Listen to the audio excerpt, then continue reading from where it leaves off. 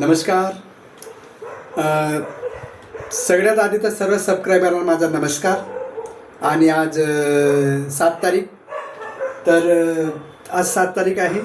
मी खूप लेट पांडुरंग भेट हे एपिसोड बनवत आहे मित्रांनो.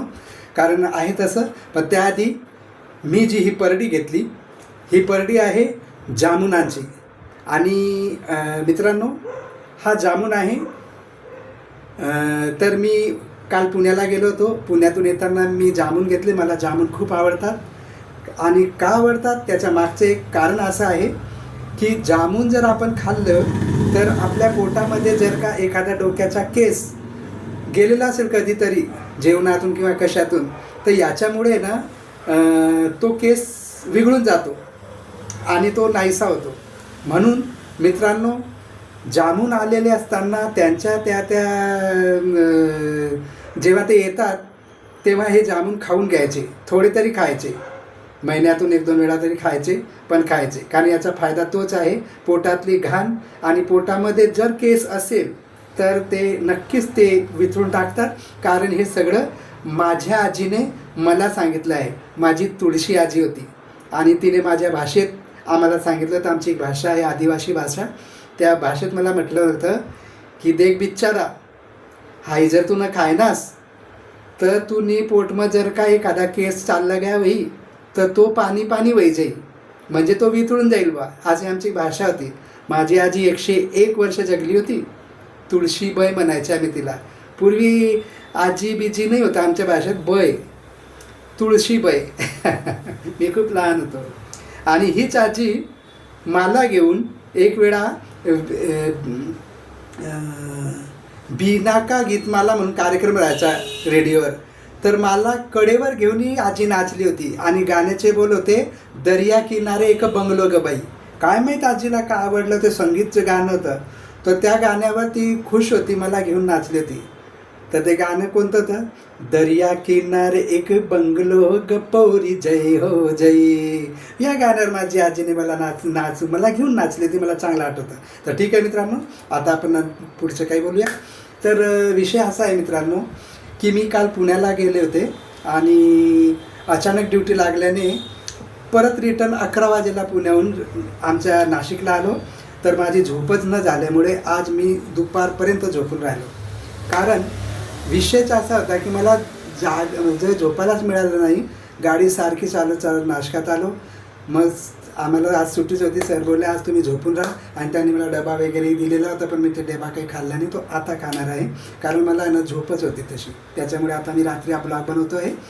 तर मित्रांनो, माझ्या चॅनलला सबस्क्राईब करा. तुमच्यामुळे माझा चॅनल खूप पुढे पुढे चालला आहे. आणि असंच माझं प्रेम करत राहा आणि माझ्या चॅनलवर पण प्रेम करत राहा.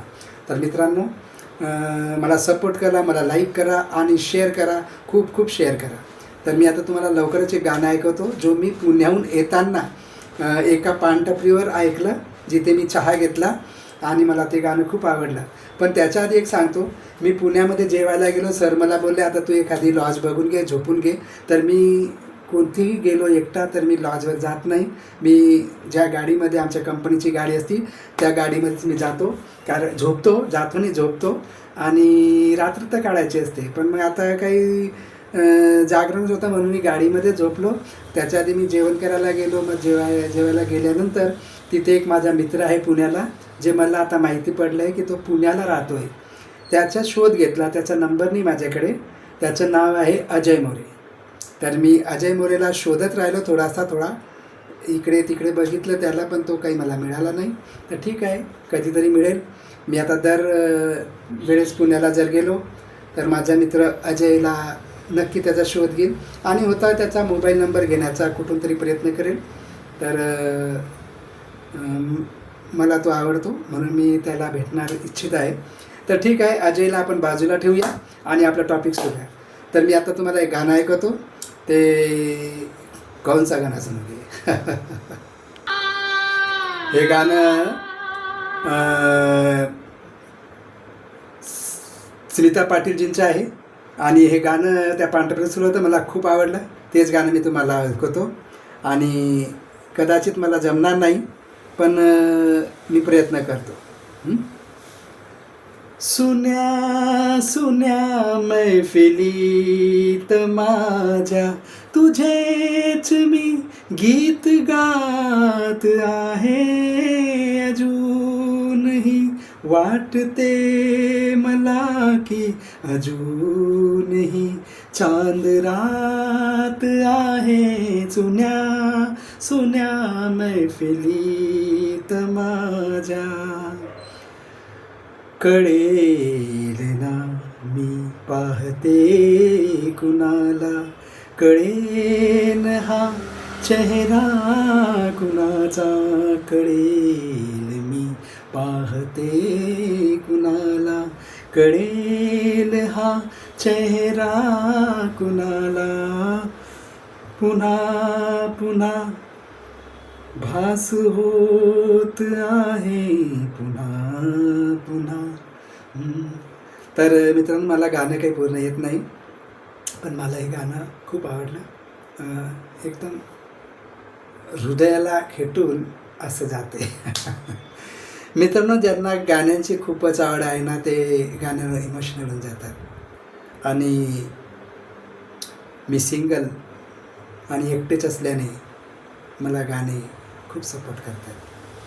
कारण मला मित्र नाही, मी घरी एकटाच असल्याने खूप बोलावंसं वाटतं, पण बोलणारा कोणी नाही. मित्रांनो, आयुष्य फार कठीण नाही. बरेच लोक म्हणतात आयुष्य फार कठीण आहे, पण आयुष्य कठीण नाही, त्याला आनंद आपणच करू शकतो. तर मी माझा आनंद यूट्यूबमध्ये शोधला आहे.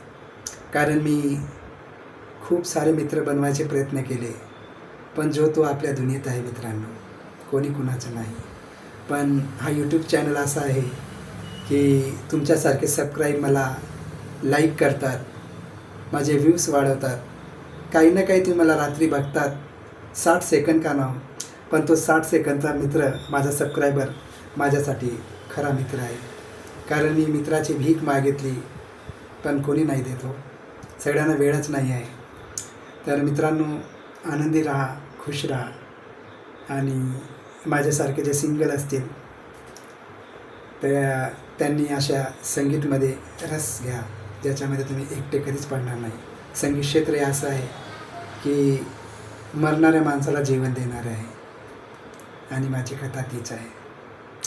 मैं संगीत से जिंदा हूँ, मैं मेरे गीतों में जिंदा हूँ. और आणि माझ्या यूट्यूबमध्ये मी तुम्हाला शोधतो आहे. माझ्या सर्व यूट्यूब मित्रांना नमस्कार आणि सर्व सबस्क्रायबरना नमस्कार. चला तर मित्रांनो, पुढच्या रविवारी परत भेटूया, पांडुरंग भेट म्हणून. आणि मी तेव्हा तुम्हाला एक चांगलं गाणं ऐकूया. Thank you so much. बाय.